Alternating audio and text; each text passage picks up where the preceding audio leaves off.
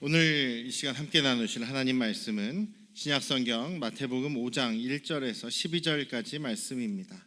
정승일 집사님 인도로 교독으로 함께 읽도록 하겠습니다.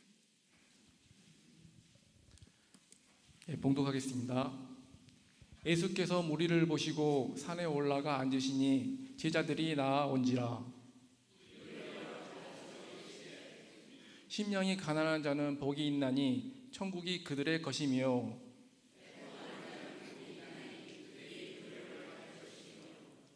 온유한 자는 복이 있나니 그들이 땅을 기업으로 받을 것이며,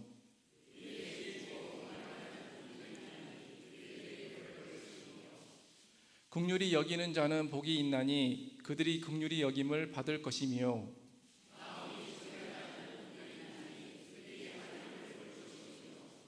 화평하게 하는 자는 복이 있나니 그들이 하나님의 아들이라 일컬음을 받을 것이며,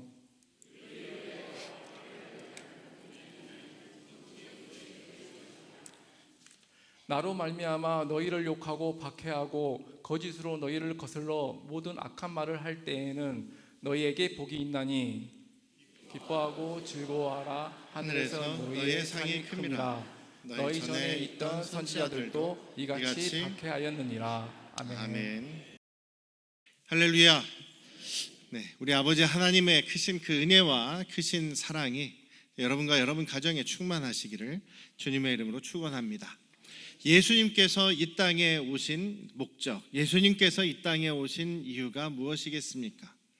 한마디로 얘기하면 하나님께서 창조하신 것을 창조하셨던 때에 그 아름답고 온전한 모습으로 회복시키기 위해서 오셨고, 또 태초의 그 창조의 그 하나님의 모습, 그 하나님의 그 뜻은 이 세상을 하나님께서 다스리시는 것, 그리고 자기의 형상을 닮게 만드신 인간들을 통하여서 하나님을 대신해서 이 세상을 다스리도록 만든 그 하나님의 나라를 우리 사람들로 하여금 이루어가게 만드신 것이 하나님의 창조의 목적이었습니다. 그런데 하나님의 창조의 그 목적이 사람들이 제대로 그것을 이루지 못했죠. 그래서 사람이 범죄하고 타락함으로 인해서 세상이 다시 창조 이전의 모습으로, 창조 이전의 모습이 무엇입니까? 바로 세상이 혼돈하고 무질서하다는 얘기죠. 혼돈하고 세상이 무언가 많이 비어있는 것처럼 공허하고 그 다음에 흑암이 가득하였다. 그래서 하나님께서 창조하시기 전에 이 세상의 모습은 흑암, 어둠이죠. 그리고 무질서의 혼돈, 그리고 빈 것 같은 공허가 가득 차 있었다. 그런데 하나님께서 이 세상을 만드시고 어떻게 하십니까? 처음에 빛을 주시죠. 흑암의 세상에 빛을 주십니다. 빛을 비춰주십니다. 그래서 흑암이 빛이 되죠.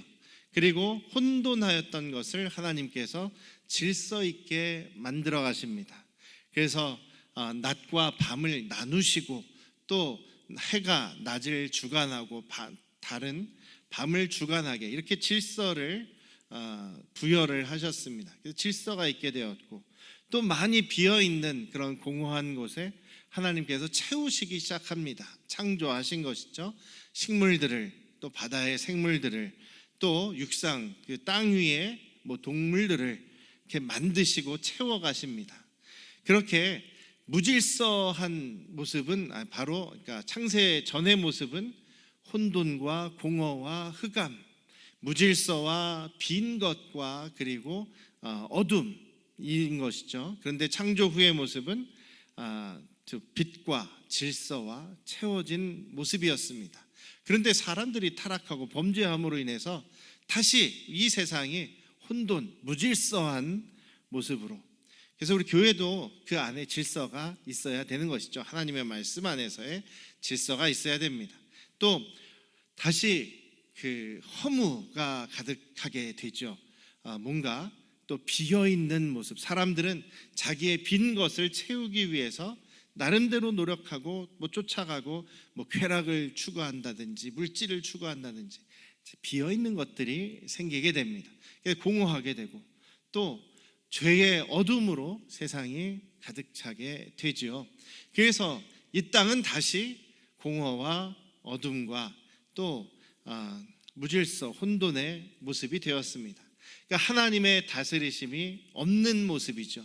그런데 예수님께서 이 땅에 오심으로 다시 하나님의 그 질서, 그리고 다시 주님께서 채우시고 빛을 주시는 창조의 모습이 되게 하셨습니다. 창조의 모습으로 돌아가게 하십니다. 그 창조의 모습을 또 한마디로 얘기하면 하나님 나라라고 이야기를 합니다. 그래서 하나님 나라라는 것은요, 죽어서 우리가 갈 곳, 죽어서 갈 천당, 이게 아닙니다. 하나님의 나라는 하나님이 다스리시는 곳, 하나님이 다스리시고 하나님이 계셔서, 하나님이 거기 계셔서 하나님이 다스리시는 곳이 바로 하나님 나라라는 겁니다. 그래서 요셉이 그것을 경험하지 않습니까? 자기 아버지가 섬기는 하나님, 하나님은 그 가나안 땅 자기 아버지 집에만 계신 줄 알았는데 이집트에 자기가 종으로 팔려와서 보니까 여기도 하나님이 나와 함께 계시는구나, 이것을 경험하게 되지 않습니까? 그래서 우리가 찬양할 때도 그 찬양하죠. 저는 그 찬양을 참 좋아합니다. 주 예수와 동행하니 그 어디나 하나님 나라, 하늘나라. 마태복음에서만 하늘나라 혹은 천국이라고 얘기를 해요. 다른 복음서에서 전부 하나님 나라라고 얘기를 합니다. 왜냐하면 마태복음은 유대인들에게 기록된 겁니다. 유대인들은 하나님이라는 말을, 하나님의 이름을 이야기하는 것을 굉장히 불경스럽게 여겼어요. 그래서 하나님이란 말을 안 쓰고 하나님이 계신 하늘, 그래서 하늘나라라고 이렇게 표현을 하는 거예요. 원래는 하나님의 나라, 하나님 나라입니다. 하나님이 다스리심을 드러내시고 회복시키기 위해서 이 땅에 오셨습니다. 그래서 예수님을 뭐라고 부릅니까? 이사야 선지자가 뭐라고 얘기합니까? 보라, 처녀가 잉태하여 아들을 낳을 것이니 그 이름을 뭐라고 하라? 뭐라고 하라? 예수라고 하는 분, 구약에는 예수라는 이름을 안 하셨죠? 네 글자죠? 임마누엘. 따라해 봅시다. 임마누엘. 그 뜻이 뭐라고요? 하나님이 나와 함께 하신다. 하나님이 우리와 함께 하신다. 하나님께서 지금 여러분과 함께 하신 줄 믿으시기를 주님의 이름으로 축원합니다. 옆에 계신 분들한테 좀 이렇게 얘기해 주세요. 하나님이 당신과 함께 하십니다. 하나님이 여러분과 함께 계십니다. 믿으십니까? 감시하려고 계시나요? 아니죠. 사랑의 아버지께서 여러분과 함께 하시면 그것은 사랑이고, 그것은 돌봄이고, 그것은 보호지요. 우리 하나님께 그런 사랑과 또 돌봄, 보호를 받으시는 것을 깊이 경험하시는 저와 여러분들 되시기를 주님의 이름으로 축원합니다. 그래서 예수님께서 하나님의 복음을, 이게 천국 복음을 선포하신다고 할 때 복음의 선포의 내용이 뭐였습니까? 처음에는 회개하라, 천국이, 하나님 나라가 가까웠다. 그리고 나서 뭐라고 또 얘기하시냐면 이 말씀이 너희에게 이루어졌다. 하나님 나라가 임했다. 무슨 얘기입니까? 임마누엘이신 예수님께서 오셨으니까 하나님 나라가 임한 거죠. 그리고 천국 복음, 그 복음을 전하십니다. 하나님 나라가 임했다라는 복음을 전하시고 그 증거를 보이시는데, 그 증거가 4장 23절 24절에 기록한 내용이 그거예요. 하나님이 우리 가운데 거하심에 어떤 일이 일어나느냐, 예수님께서 어떤 일을 하시냐, 모든 병자들을 고치시고, 어떤 병이든 고치시고, 귀신들을 쫓아내시고, 그 다음에 또 여러 가지 기적을 베푸시지 않습니까? 물고기 2마리와 떡 5개였는데 그것이 점점 늘어나더니 그것을 나누니까 5,000명 이상이 먹고 12광줄이 남기게 되는 채움의 기적을 나타내시죠. 물이 변해서 포도주가 되게 하시는 기적을 베푸십니다. 그러니까 이것이 바로 하나님이 우리와 함께 계셔서 하나님께서 이 땅을 다시 다스리시는, 통치하시는 증거, 하나님 나라의 증거들이 바로 이런 모습이셨다라고 얘기합니다. 근데 거기에서 떠나지 않고 하나님을 이제 섬기고 예수님을 믿는 믿음의 사람들, 하나님의 백성들에게 어떤 일이 일어나는가, 하나님의 백성들은 어떤 사람들인가, 어떻게 살아야 되는가라는 것을 구체적으로 가르쳐 주신 말씀이 산상수훈 말씀이세요. 마태복음 5장에서 7장까지 3장에 걸쳐서 긴 예수님의 가르침 설교의 말씀이 바로 하나님 나라 백성들이 하나님의 다스리심을 어떻게 받고 살아가느냐에 대한 얘기입니다. 그래서 하나님 나라 복음은요, 여러분들이 죽어서 천당 가서 뭐 이렇게 살아야지 그 얘기가 아닙니다. 이 세상에서, 이 땅에서. 왜냐하면 예수님께서 이 땅에 오셨기 때문이고 지금도 여러분과 함께 하시기 때문입니다. 믿으십니까?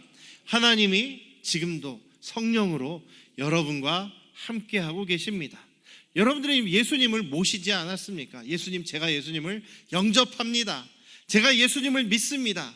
제 안에 들어와 주셔서 이제부터 저의 주인이 되어 주십시오. 이렇게 고백하신 분들이 바로 그리스도인 여러분들 아니십니까? 그 증거로 제가 그리스도인이 되었습니다라는 증거로 침례를 받으시죠. 침례를 받는다라는 건 당연한 것이고 예수님을 믿는 나의 신앙 고백을 여러 사람들 앞에서 하는 것이 바로 침례의 의미인 것, 그리고 우리가 한 교회가 되어서 신앙생활을 하는 그 모습이 바로 내가 예수님을 모시고 살아가는, 예수님을 모셨다는 얘기는 예수님의 다스림을 받는 하나님 나라 백성이 되었다라는 것이죠. 그 과정에서 가장 기본적인 전제가 되는 것이 바로 회개입니다. 예수님께서도 회개하라라는 메시지를 전하셨죠. 회개하라라는 것, 회개라는 것은 가끔 말씀드리지만 내 기준이 아니라 내 그 의로움이 아니라 하나님의 의로움, 하나님의 말씀으로 내가 돌아서서 그 하나님의 기준에 나를 맞춰가는 것이죠. 그것이 바로 회개입니다. 제가 잘못했습니다. 이제부터는 하나님의 말씀대로 살겠습니다. 이것을 안 하겠습니다. 그리고 하나님이 기뻐하시는 그것을 하겠습니다. 이게 회개 아닙니까? 내가 내 중심대로, 내가 하고 싶은 대로 살아가던 것에서 끊어버리고 돌이켜서 하나님을 따르는 것이 바로 회개라고 하면, 바로 예수님을 믿는 사람들, 그리스도인들, 하나님의 백성은 회개한 사람들이다라고 봐도 되겠죠. 그래서 회개라는 것은요, 예수님 믿을 때 한 번만 하는 게 아닙니다. 매일매일 우리가 주님께로, 하나님께로 우리의 삶을 맞추는 것이 바로 회개라는 것을 잊지 않으시기를 주님의 이름으로 축원합니다. 그래서 여기요, 이 팔복에 대한 얘기가 이렇게 쭉 나오죠. 산상수훈 설교를 하시면서 하나님 나라 복음을 가르치시면서 가장 먼저 얘기하신 것이 팔복인데, 실제로는 보면은 뒤에 복이 하나 더 있긴 한데, 근데 우리 사람들이 그냥 여기 한 8개구나 라고 해서 팔복이다 이렇게 이름을 붙인 거지, 이 팔복은 그냥 복에, 하나님 나라 백성에게는 이런 8종류의 복이 있구나, 뭐 이렇게 살면, 애통을 하면 위로를 받는 복을 얻는구나, 뭐 이렇게 이거를 하면 이런 복이 따르고, 뭐 이런 공식처럼 여기에 나와 있는 것도 아니라는 이야기예요. 또 우리가 하나님 나라 가면, 천국 가면, 죽어서 천국 가면 이런 것을 얻는구나, 그런 복도 아닌 겁니다. 기본적으로는 회개한 사람이, 하나님의 백성 자녀된 사람이 하나님의 뜻대로, 하나님의 의로움대로 살아가려고 하는 모습이 앞부분의 모습이고요, 뒷부분의 모습은 그 결과로 하나님께서, 예수님께서 다스리시고 채워주시고 질서를 주시고 우리를 살아가게 하시는 모습이 뒷모습이라는 이야기입니다. 그래서 오늘 말씀은요, 이 팔복에 대한 이야기는 그 하나님의 다스림을 받으며 하나님 나라 사람으로서 살아가려고 하는 그 하나님의 자녀들, 하나님의 백성들, 그리스도인들에게 주시는 하나님의 은혜, 그것이 바로 이 팔복에 대한 설명이라는 것입니다. 그리고 이 팔복은요, 다시 한번 말씀드리지만 이것이 우리 믿음의 사람들에 대한 것이다, 조금 넓게 얘기하면 우리 교회에 대한 것이다 라는 이야기입니다. 5장 1절에 보시면 예수님 앞으로 많은 무리들이 이제 몰려듭니다. 그 몰려드는 무리들의 모습을 보시고 예수님께서 산에 올라가 앉으셨죠. 산에 올라가 앉으시니까 제일 처음에 누가 예수님 앞으로 옵니까? 5장 1절에 보니까 제자들이 옵니다. 제자들이 예수님 앞에 딱 옵니다. 그 무리들은 그 제자들 바깥쪽에 또 모여 있습니다. 예수님께서 5장 2절에 입을 열어서 가르쳐 주시는데, 그러면 누가 제일 먼저 듣습니까? 제자들이 먼저 듣죠. 그러니까 이 산상수훈과 팔복에 대한 말씀도 1차적으로는 제자들에게 하신 말씀. 제자들은 누구입니까? 예수님으로부터 사명받은 사람, 예수님으로부터 가르침을 받은 배운 제자들이고, 그 다음에 처음 교회가 된 사람들입니다. 이게 교회예요. 예수님께서 이 천국 복음에 대해 가르쳐 주시는 것은 교회에게 주시는 말씀, 저와 여러분들에게 주시는, 모두에게 주시는 말씀이라는 사실을 잊지 않으시기를 주님의 이름으로 축원합니다. 이 말씀은 이미 예수님을 믿은 제자, 하나님의 백성에게 주시는 말씀이라는 것을 우리가 또 어떻게 알 수 있냐면 3절 말씀부터 보세요. 다 읽지는 않겠습니다만, 심령이 가난한 자는 복이 있나니 천국이 그들의 것이다. 천국이, 하나님 나라가 이미 그들의 것이다 라는 얘기예요. 이거의 이 글의 시제는 현재예요. 지금 띄워주셨네요. 빨간색으로 쳐놓은 천국이 그들의 것이며 천국이 그들의 것이다, 이미 그들의 것이다 라는 그 말은 현재형, 현재로부터 계속 이어지는 것이다. 천국이 그들의 것이다 라는 얘기는 현재형이라고 말씀드렸어요. 그 다음에 애통하는 자는 복이 있나니부터 해서 화평하게 하는 복이 있나니 뒷부분에 있는 것을 전부 다 미래형으로 되어 있어요.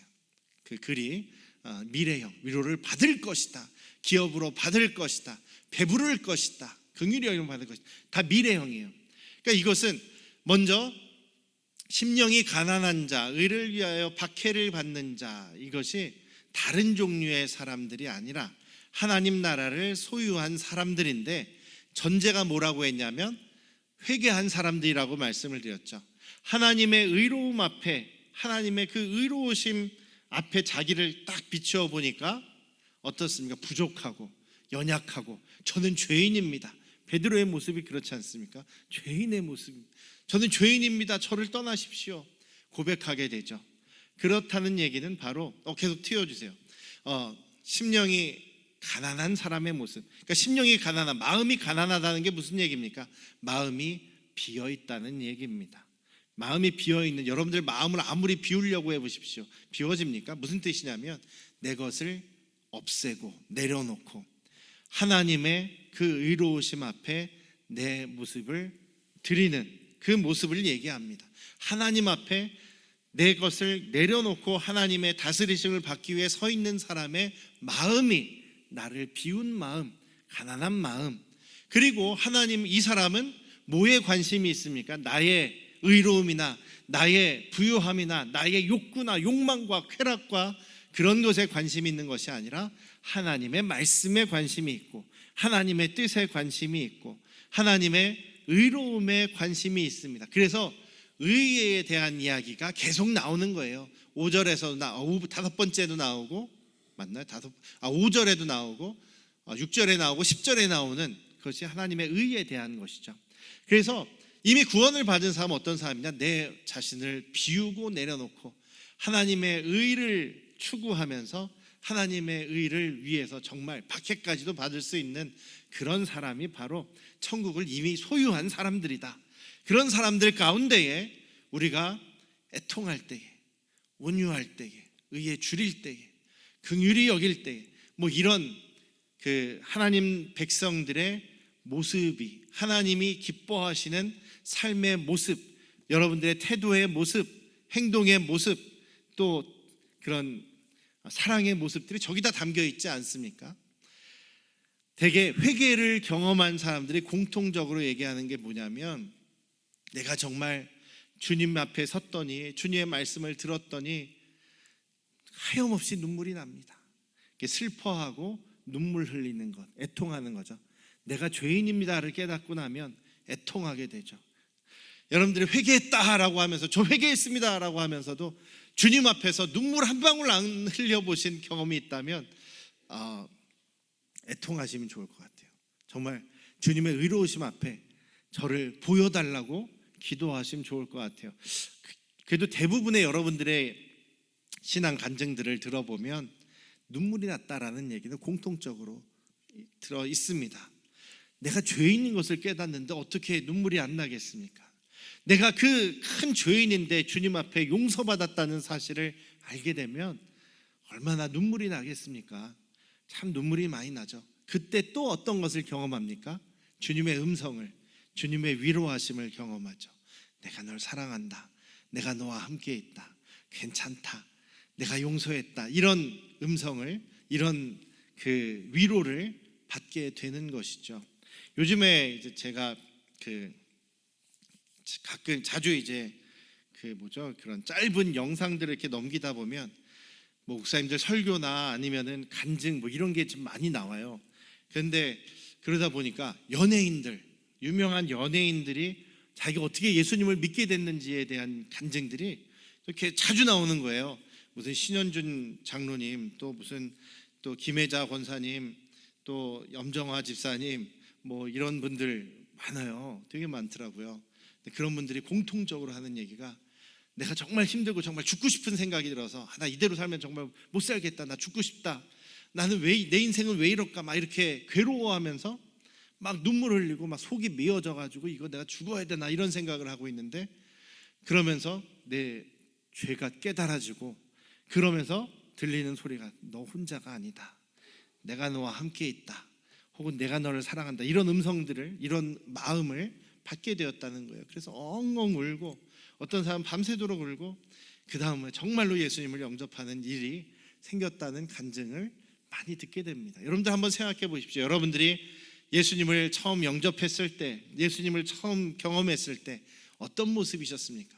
대부분 애통하고 눈물을 흘리며 주님의 위로를 경험하셨을 것입니다. 그렇게 우리의 마음을 비우고 애통하는 사람들이 주님의 위로를 받게 될 것이죠. 또 평화하게 하는, 서로 평화롭게 하는, 서로 관계를 위해서 서로 잘 지내도록 서로 좋은 이야기 해주고 서로 격려해주고 위로해주고 축복해주는 이런 모습으로 살아가는 분들이 다른 사람들에게 칭찬을 받겠죠. 저 사람은 정말 그리스도인답다. 저 사람은 정말 예수님 믿는 사람답다. 이런 칭찬을 받게 되겠죠. 하나님의 아들이라 일컬음을 받게 될 것이다. 그래서 여기 있는 말씀은요, 전부 다 예수님을 믿는 사람들의 모습. 여러분들이 묵상하는 거는요, 묵상하셔야 될 얘기는 제가 이런 사람, 이런 모습이 되게 해 주십시오. 그러면 그 이후에 나오는 결과들은 위로를 받게 되고 긍휼히 여김을 받게 되고 등등, 이런 것들은 주님께서 우리에게 주시는, 주님께서 우리를 다스리실 때 주시는 놀라운 결과들이라는 사실을 잊지 않으시기를 주님의 이름으로 축원합니다. 그런 것들이 이제 우리 안에서 시작되면 우리 교회 안에서 이것들이 풍성하게 되고 열매 맺게 된다라는 것입니다. 그래서 이 말씀은 각 개인에게 주시는 말씀이기도 하지만 더 구체적으로는 우리 교회에게 주시는 말씀입니다. 교회가 세상과 다른 모습이 무엇입니까? 그 안에는 하나님의 다스리심이 있는 것이죠. 그 하나님의 다스리심이 있을 때 우리 교회 안에는 질서가 있고 공급받음이 있고 빛이신 주님의 그 뜻과 주님의 의로움이 우리 교회에서 나타나는 것이 우리가 하나님의 교회라는 증거인 것입니다. 또 우리 교회 안에 이런 모습들, 화평하게 하는 모습들, 서로 친절하고 온유하게 대하는 모습들, 서로 긍휼히 여기는 모습들, 서로 하나님의 의를 생각하며 슬피 우는 그런 애통의 모습이 있을 때에 우리 교회 안에는 주님께서 다스리시는 이런 뒷부분의 역사들이, 은혜들이 있게 될 줄로 믿습니다. 우리는 이런 교회를 만들어 가야 합니다. 그러니까 주님 우리에게 복 주세요 이렇게 막 기도하는 그런 모습이라기보다는 우리가 함께 주여 제가 더 낮아지고 온유하고 또 주님의 의를 생각하고 긍휼히 여기는 또 화평하게 하는 사람이 되게 해주십시오. 그렇게 기도하고 노력할 때에 주님께서 역사하시는 놀라운 역사가 우리 교회 안에서 하나님이 다스리시는 증거들로 나타나는 교회가 되기로 우리 함께 협력하시면서 노력하실 수 있기를 주님의 이름으로 축원합니다. 옆에 계신 분들에게 한번 결심하는 얘기를 한번 해주시면 좋겠어요. 제가 이렇게 노력하겠습니다. 하시겠어요? 옆에 제가 이렇게 노력하겠습니다. 안 하시는 분들이 수상하네요. 억지로라도 제가 좀 시켜야 됩니다. 제가 이렇게 노력하겠습니다. 성가대에서 안 하신 분들 있어요? 다 하셨죠? 두고 보겠습니다. 네, 같이 기도하시겠습니다. 아버지 하나님, 우리 안양 성도교회는 정말 주님께서 다스리시는 하나님 나라 모습이 되기를 원합니다. 우리 모두가 이런 모습이 되도록 노력할 때 주님께서 우리를 다스려 주시고 역사하여 주시고 은혜로 놀라운 주님의 복과 은혜를 경험하게 되는 복된 교회 되도록 인도하여 주시옵소서. 세상은 혼란스럽고 또 공허하며 어둠이 가득해 있습니다. 그러나 우리 교회는 주님이 다스리심으로 인해 주님께서 질서 있게 하시고 또한 채워주시고 또한 빛으로 인도하시는 복된 교회, 생명의 교회가 되게 하여 주시옵소서. 예수님의 이름으로 기도드렸습니다. 아멘.